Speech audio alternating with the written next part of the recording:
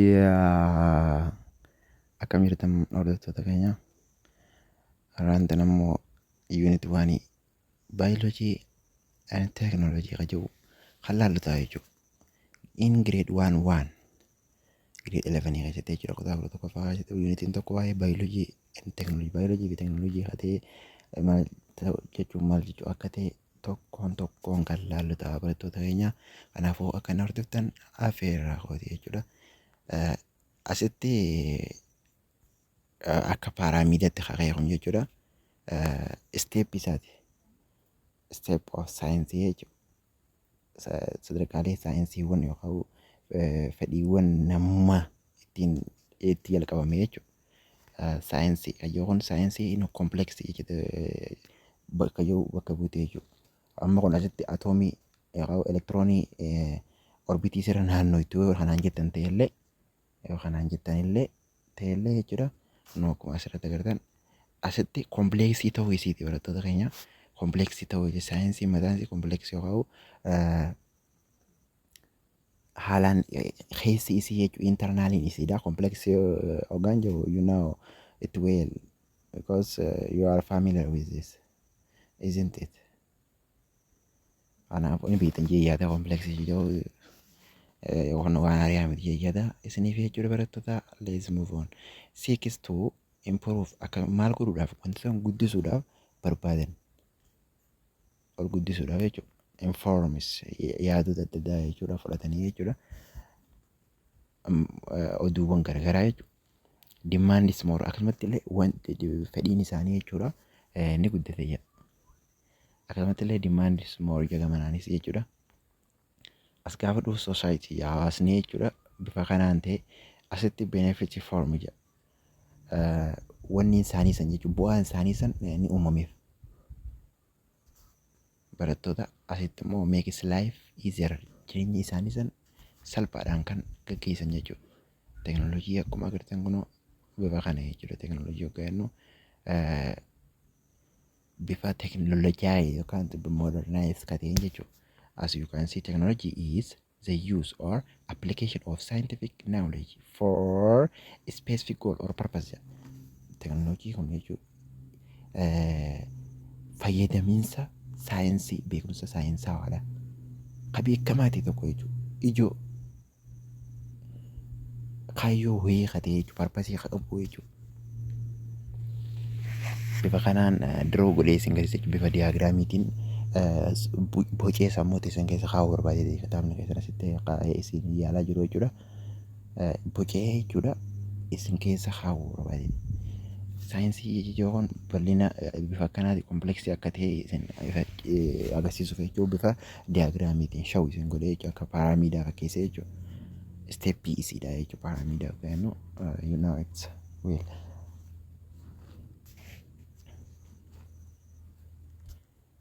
Let's move on.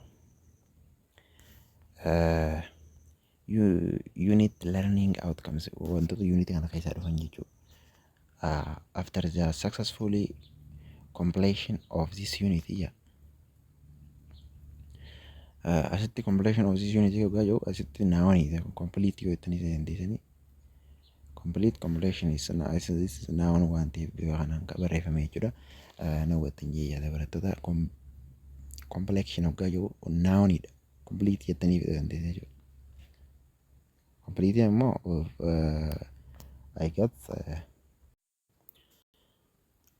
adjective dha jechuudha. Garuu completion jechuun naawaniidha. Complete hoggaa jiru verbis adjectives ni ta'a jechuudha. Akka akkasiin naawwattaniin isiniif hawwa barattoota. Okay, bifa sanitti yoo haa hubanne ta'e egaa unitii sana sirriitti fixan jechuudha.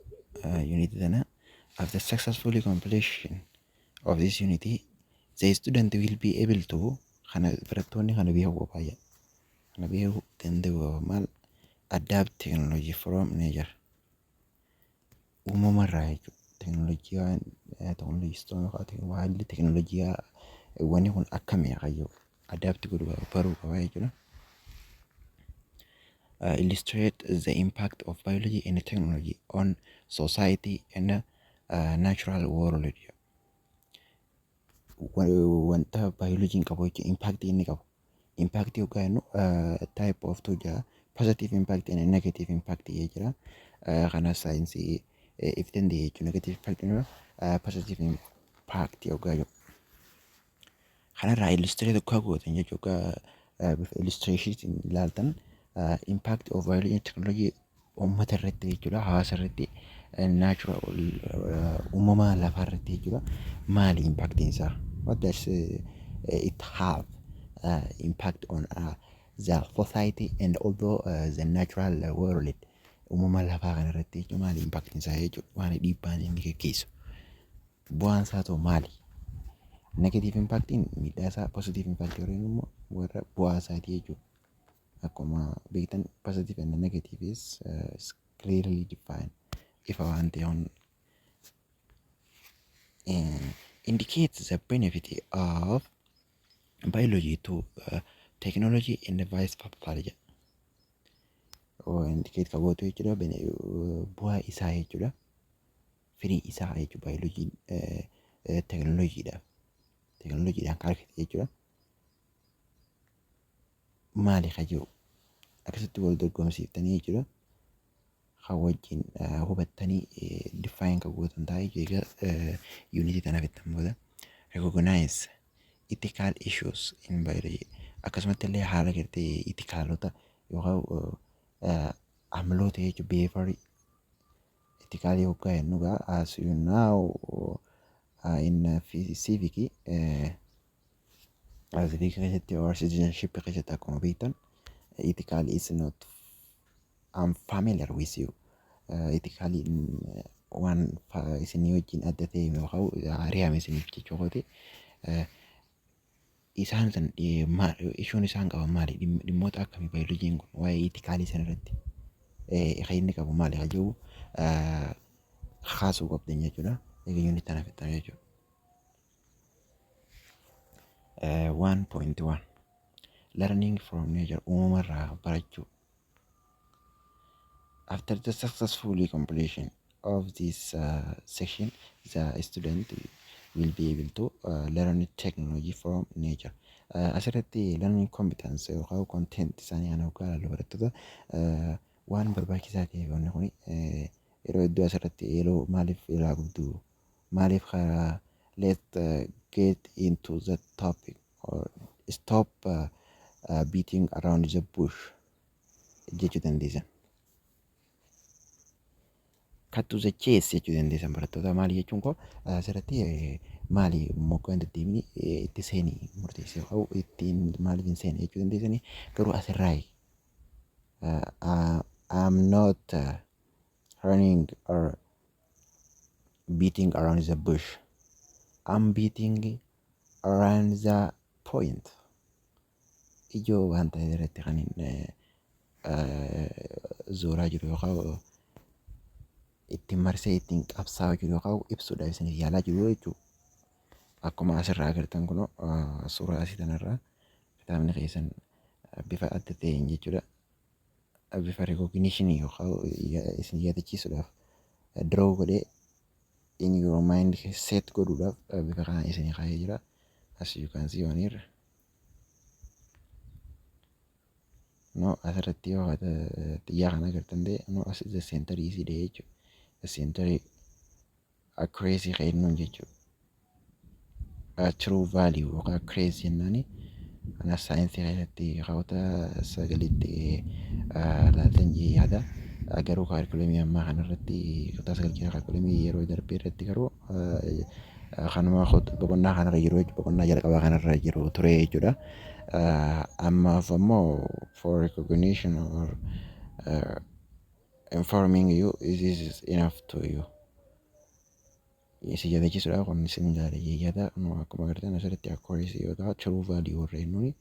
Accuracy and precision tokkoon kan jiru ture jechuudha kitaaba kutaa tokko kanarra kaarikulamii yeroo darbee irra jechuudha kabaroota darbanii jechuudha. Asirratti eegaaf kutaa sagalarra jiran fakkaata. I don't know it well.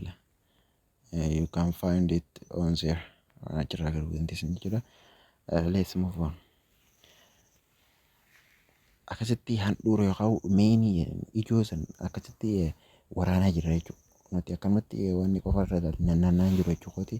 Ijoo san waraanaa jira. Qormaata biyyoolessaa kan ilaaltanii jirtan yoo ta'e kan laalatti hin jiraate yoo ta'e san laaluu dandeessanii depending on this asirratti hundaa'anii ta'e jechuudha. Maaliif jennaan konteentii yookaan qabiyyeen sekshinii immoo fakkeenyaaf 1.1 kana asirra jira. Isa kana sekshinii kan gaafa fitte booda kana beekuun qabxanii osoo hin ta'in dirqamaan isin hin maaliif jennaan isin barbaachisaadha waan ta'eef jechuudha. It is very important point to you. Self education fi individuality gaafatan jechuudha. Mataa keessanii gaafatan jaa before starting the session jalqaba osoo sessionii kana hin jalqabin jechuudha. Ask yourself this question jaa. Gaafa dhugaa tana eenyu kam jettanii what do I know about learning from nature? Uumamarraa barachuu kan jiru maali? Maaliin beekaa? Uumamarraa barachuu. And also maaliif gaafatan jaa what do I want to learn from this section? Ammaa osoo maaliin barbaada asirraa? Section kanarraa barachuudhaaf maaliin section kanarraa barbaadu barachuu deemu kan jiru. Gaafadhu jaa kitaabni keessanii kan itti fufnu ta'a jechuudha. Nature is the physical, natural and material world of life that exists without human intervention. Uumamni jechuudha. Argamee fiizikaalii jechuudha. Naachuraalii uumamumaan jechuudha. Material world of life jedha. Argamee jechuudha inni maali neechariin kun osoo namni uumamin duraa jechuudha. It includes maal landscape keessa qabate jedha. Sceneries, wateries, forests, ecosystem, wateriif keessa qabate jedha. Akkanumatti illee bosonaaf keessa qabata jedha. Weezariif keessa qabata.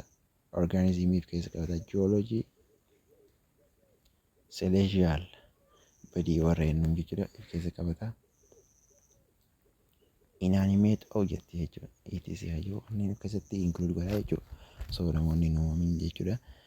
Organisms have well adapted structure and that make them survive on their immediate environment. Organismonni haalaan adapted godhanii structure isaanii jechuudha. Kanaafuu isaan sana akka fayyadamaa ta'an ta'ee jechuudha. Saffisaan gisee yeroodhaan jechuudha. Naannoo sanii jechuudha. Nature provide us wantoonni nature nuuf maddisiisan jechuudha.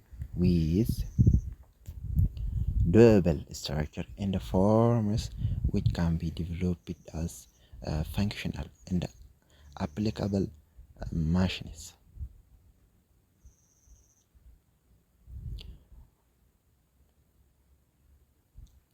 Waggaa kana jennu nature provide wantoonni nature nuuf provides godhe jechuudha. Inni nuuf dhalche jechuudha. Nuuf gumaache jechuudha. With a durable structure and form which can be developed as functional akka hojimmatti jechuudha. Applicable kan malee kan dandeenyu jechuudha. Fayyadamuunsaa kan danda'amu. Mechanismii danda'amu jechuudha. Applicable mechanism for various technology technical system. Various bal'aa teknikaalaa jechuudha. Maloota teknikaalawaa sistema adda bal'aa kan ta'e jechuudha. Waayidii kan ta'e jechuudha. Haalaani scientists and engineers learn from nature through imitation of physics structure, shapes, material and functional mechanisms of natural facts. Dhugaan uumamni qabu jechuudha. Boca inni qabu jechuudha. Qaamaanis ta'e jechuudha. Materiaalis yookaan functional mechanism hojiinis ta'e jechuudha.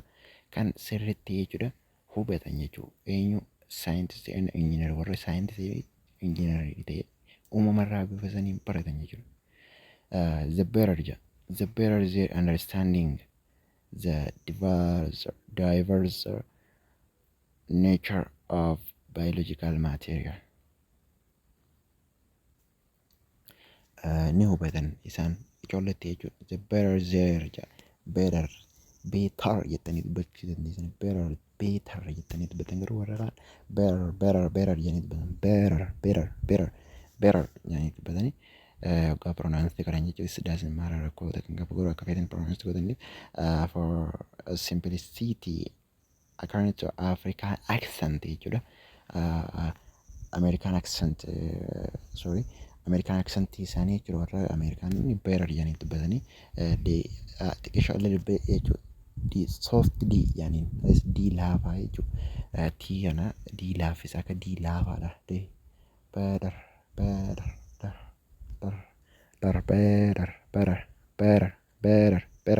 jedhanii dubbatanii. Let's move on. They're understanding the diverse nature uumama kana diverse godhan of biological material. The better their ability jechuudha. Jettanii dubbachuu dandeessan barattoota to develop technologies guddisuudhaaf jechuudha. Improve godhuudhaaf jechuudha.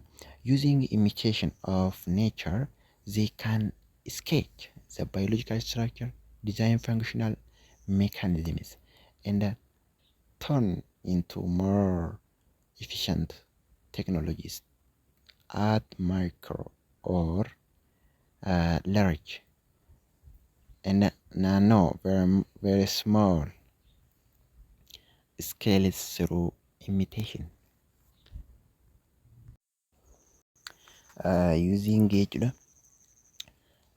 Using imitation of nature akka fakkeessu ta'e uumama fakkeessudha. Imitationii tana yoo hiitanii kan jiraatan ta'e repetition or as copy it is or better quality jechuudha. Or resembling jettanii isin jechuu danda'a jechuudha dictionary. Kana jechuun with better quality wajjin meeqadhaadha.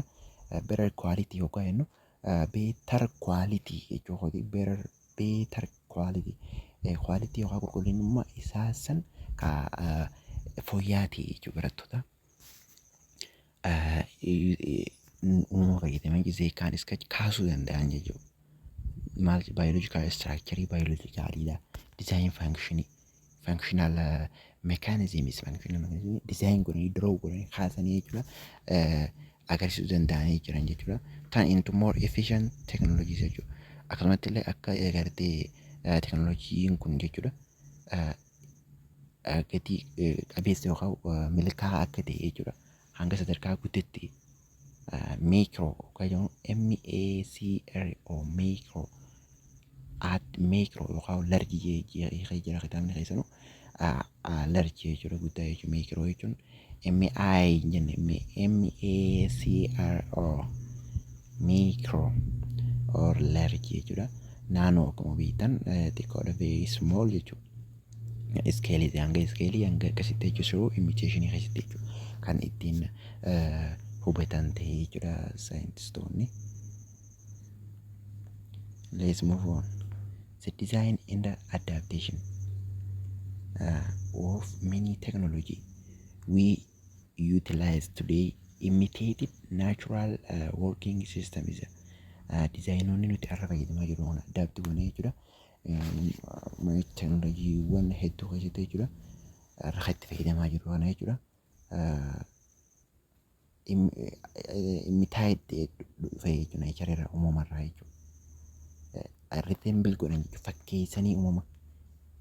Kana fakkeenyaaf amma teknooloojii fakkeessuu ogaa kana fakkeessanii ilaalinaa barattoota. Fakkeenyaaf amma waa'ee obboleewwan lamaan ijaanii kutaa torba eegas kutaa gadiitti garuu kutaa torba 8 isaanuma kana keessaa waa'ee obboleeyyan lamaanii kalaquu xayyaaraa jechuudha. Fakkeenya wanni godhatanii fakkeenya allaacha godhatanii jechuudha.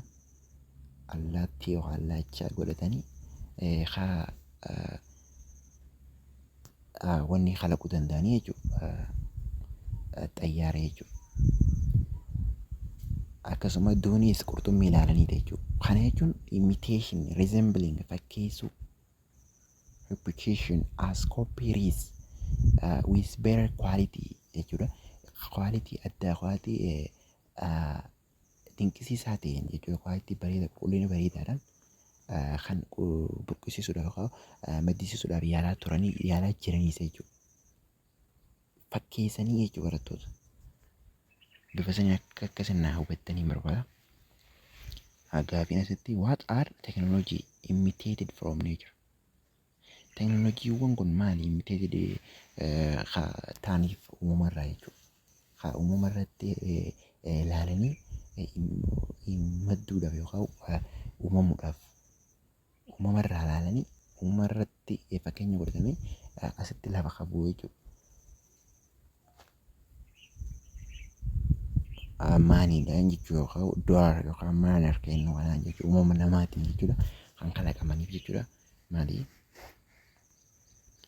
Hajuu kanis uumamarraa recognize kan hubatan jechuudha.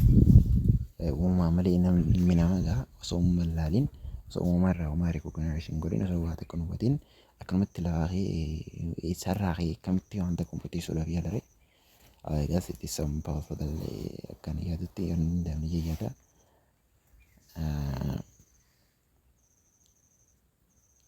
Sababa sanarraa kan ka'e jechuudha teknooloojii improve ta'e yookaan maddii jechuudha uumamarraa uumama fakkeessanii jechuudha. Osoo uumaman ta'e uumama fakkeessanii fakkeenyaaf amma roobootii yoo ta'e jechuudha roobootii bifa namaati. Namarraa kaanii nama ilaalan ifirraa kaanii jechuudha. Bifa saniin tolchan jechuudha roobootiidha. Uumamarraa kaanii jechuudha. Kanuma akka fakkeenyatti isiniif kaasuuf yaala. Fakkeenyota hedduu jira barattoota. It's enough for this example. Many technology have been imitated birds, termite, spider, bees, ants, and the parts of humans. Uumamni hedduudhaatu irraa madda ijaaranii kanarraa uumamarraa jechuudha teknooloojiiwwan hedduu uumamarraa miti akka simbirroota jechuudha. Warra baatis jennu akka billachaa fa'aadha. Terminating spider warreen dhuunfaa. Akka sarartii bees warreen akka kinniisaa fa'a ants warreen dhuunfaa parts of human kutaalee qaama namaa jechuudha. Qaama nama body since time left. The successfully design of technology from robotic to material science was through imitating nature. Akkuma agartan from robot irraa jechuudha.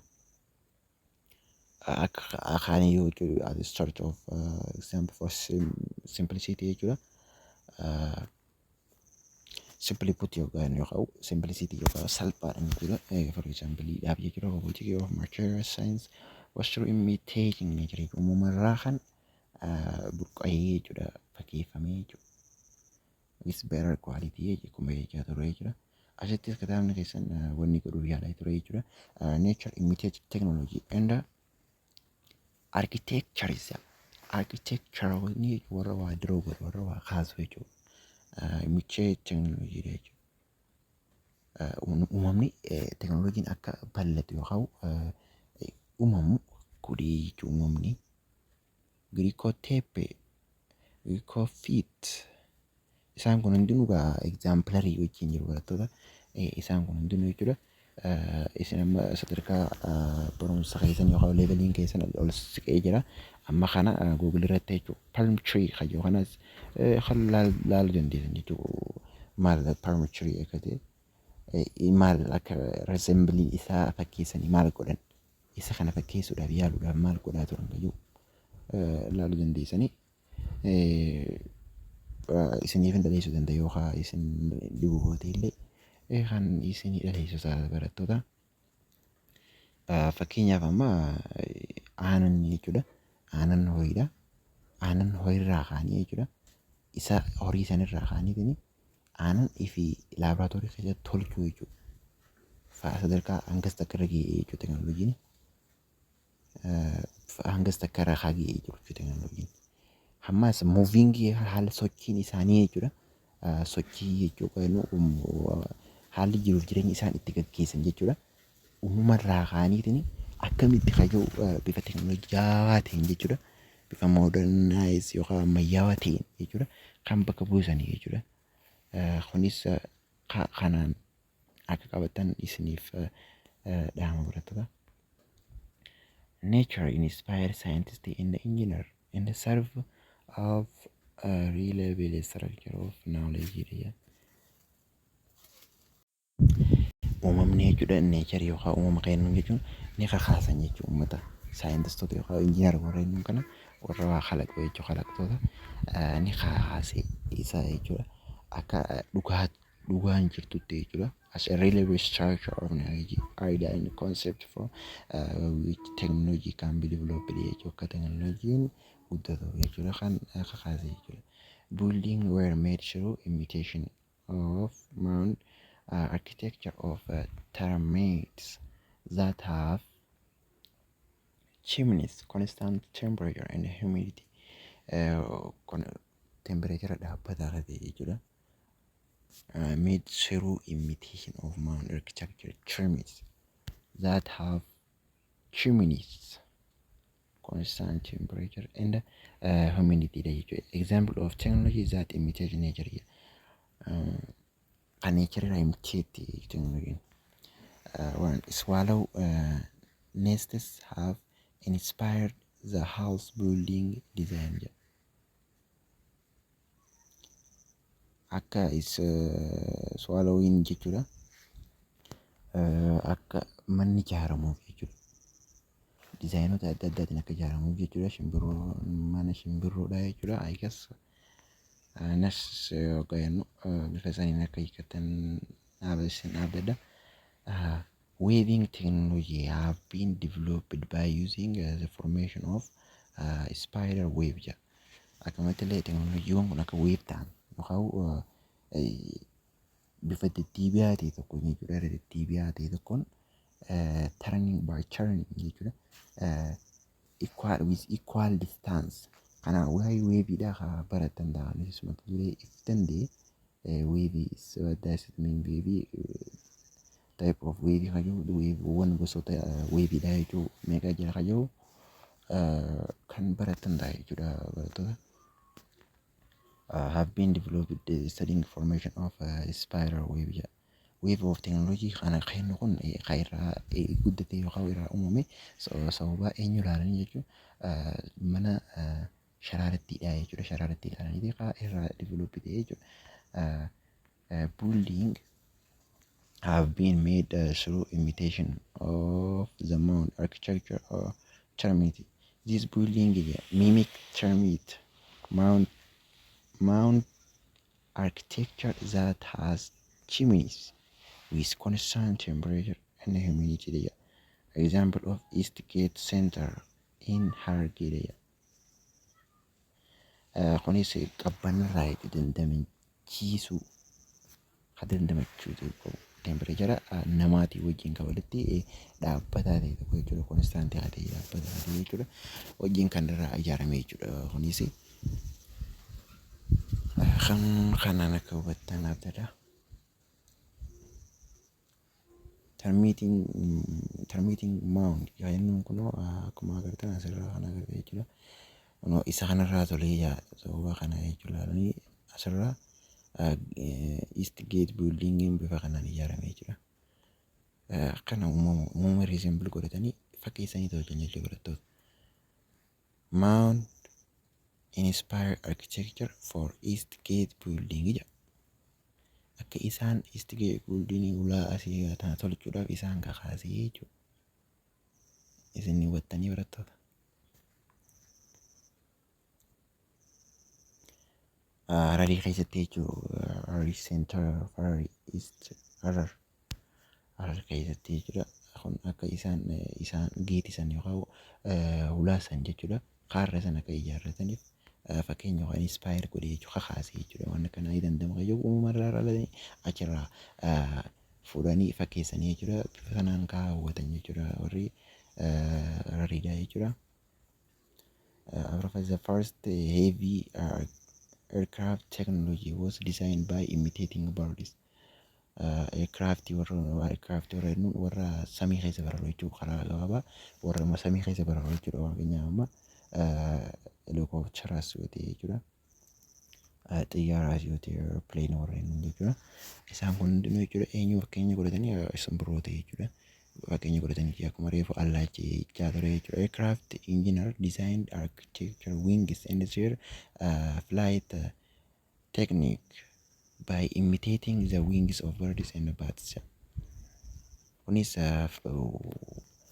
goflaawwan allaattiiwwanii simbirroowwanii jechuudha yookaan isaan san fakkeenya godhataniitiin bifa saniin tolchan warri kalaqtoonni waa kakaasuu jechuudha. Warri waa uumuu jechuudha. Bifa isaan san fakkeenya godhaniitiin wantoota samii keessa balali'an kana samii keessa balali'anii wantoota samii keessa balali'uu danda'u tolchanii jechuudha. Bifuma sheeppii isaanii sanii jechuudha. Saniin tolchanii jechuudha. Xayyaara fakkeenyaaf engineer is imitating human eyes made technology of photograph camera. Engineerri maal laalee ija namaa laalee kaameraan akka tolchu kaameraa tolchee jechuudha. Teknoolojii keessaa kaameraa akka ta'e jechuudha. Uumamni immoo ija garuu teknoolojii inni tolchee jechuudha. Ammayyaawaa inni bifa teknoolojiyaatiin tolchee jechuudha. Ija namaa laalee maali kaameraa tolchee jechuudha. The movement of biorobot was designed from movement of kangaroo. Kangaroo laalanii jechuudha. Biorobot tajaajila tolchanii jechuudha. Warroonni dizaayinuu ta'uun uumama laalan malee akkamitti namni tokko lafaa ka'ee akkanumatti osoo humallee nagarre without no information cannot make anything guys. Kan akka akkasiin nama hubatanii jechuudha. Osoo information yookaan odeeffannoo fi akkumatti viijinii mul'ata wayii tokko osoo hin qabaatin hin beekne osoo wantoota fakkeenyaaf kaa'amu jechuudha. Kanaaf fakkeessa jee osoo hin yaadin jechuudha. Akkuma lafaa ka'ee wanta akkamitti kireet godhuu ilma namaati waan ta'eef it's tough guys. Ulfaataadha jechuudha barattoota. Saniifuu uumama resemble godhatanii san booda fakkeessan jechuudha. With better quality bareedaa wajjin jechuudha. Bifa qulqullina bareedaa qabuun jechuudha. Injection needle technology was copied from mosquito proboscis. I am so amazing. It's making me so fun guys. Haala nama seekkachiisa maal jedhu beektu injekshinii warroon limmoon jechuudha. Irraa tolfamte jechuudha. Sababa eenyu ilaaltee biyya bimbee ilaalaniiti moskitoo ilaalaniitiin irraa tolchanii jechuudha. Injekshinii warreen jechuudha. Limmoon nama waraantu jechuudha. Abbaa feetiinis waraanan jechuudha. Namaanis horiin isaa waraanan taa ta'u limmoon kasootti eenyurraa jechuudha. Moskitoo ilaalaniiti jechuudha barattoota.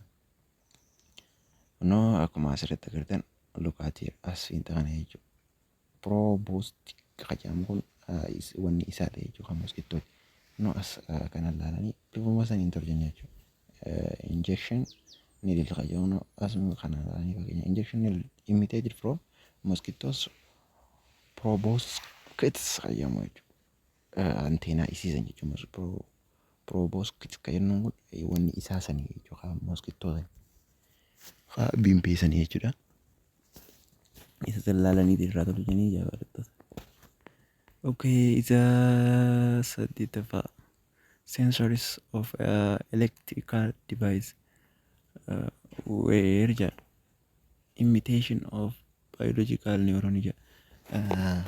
Warri sensor electrical device warri meeshaalee elektirikii wajjin walitti dhufeenya qabu jechuudha. Fakkeenyaaf amma automaatikaalii fakkeenyaaf amma hordoftuun jechuudha. Hordoftuun ifaadha. Bakka irraa hiramu jechuudha. Iddoo itti qoodamiinsa ifaadha. Rakkoo wayii takka yoo mudate automaatikaalii jechuudha. Ifiif cufti jechuudha. Rakkoo wayii kan mudate jechuudha. Seensi gootee hubatteetiin rakkoon akka wayii jirtu jechuudha. If cufti. Kunis sababa maalirraa kan ka'e qaama keenya keessatti jechuudha. Neuronni warreen nuun kanaatutu automaatikaalii jechuudha. Rakkoo wayii takka gaafa jirtu dafee ejjennoo immediately response kannaaf jechuudha. Deebisaa kannaaf jechuudha. Bakka rakkoon jiru sanitti rakkoo kana argee dafee immutation godhee hubatee jechuudha. Response kannaaf jechuudha. Osoo qaama biraa itti hin jechuudha. Dafee akkuma sanitti jechuudha immediately kan godhu jechuudha. Sensory kan nuuf jechuudha. Fakkeenyaaf amma konkolaataa osoo deemtanii jechuudha. Seensi jechuudha. Seensi with touching jechuudha. Touching wajjin seensi godhanii akka inni touching san dafee response itti kennu jechuudha barattoota. Seet irra godhan jechuudha. Irratti seet gaafa godhan fakkeenyaaf amma alarmii seet gaafa godhan jechuudha konkolaataa irratti. Konkolaataa san gaafa harkaan tuqitu sagalee wayii baasuu danda'a jechuudha. Akka isaan seet irra godhanitti akka seensi godhan akka hubatuuf akka hubatee dafee yeroo sanitti ejjennoo inni kennuu danda'u sagalee san akka ta'uuf godhame jechuudha barattoota. Bifa saniin kan tolfame sababa baayoloojikaalii jechuudha. Niiroonii ilaalaniiti jechuudha. Niiroonii keenya jechuudha namarratti jechuudha. Akkasumatti sababa ilaalanii san tolfame jira.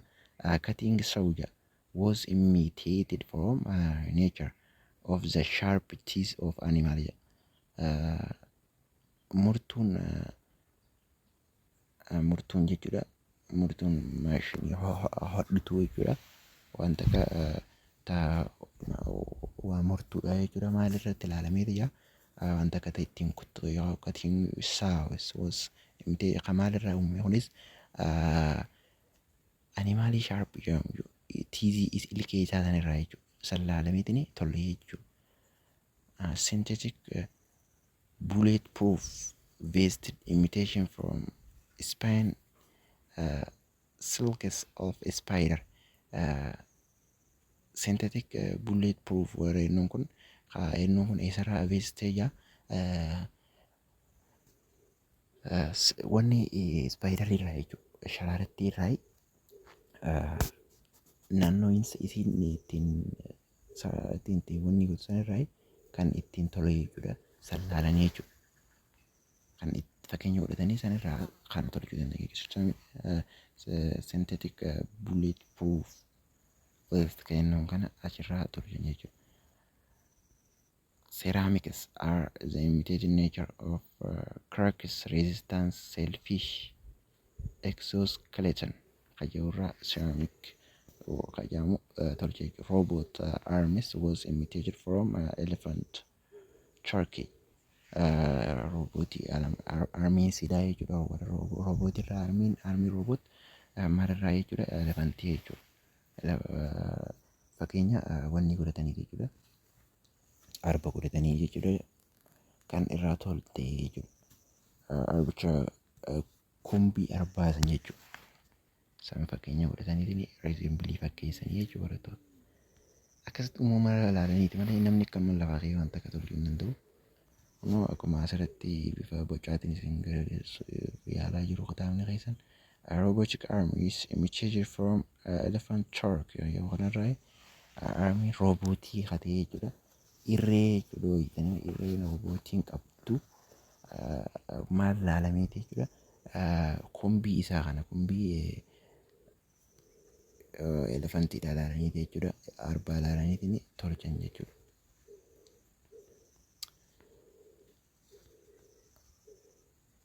Okay, sectionii 1.1 ifannee jira. Sectionii 1.2 biology and technology kayyoo yeroo dhuftu haa hojii ilaalu tapharattoota. Until then have a wonderful time. Yeroo gaarii qabaadhaan afeerraa kooti. Texas sound. Yoo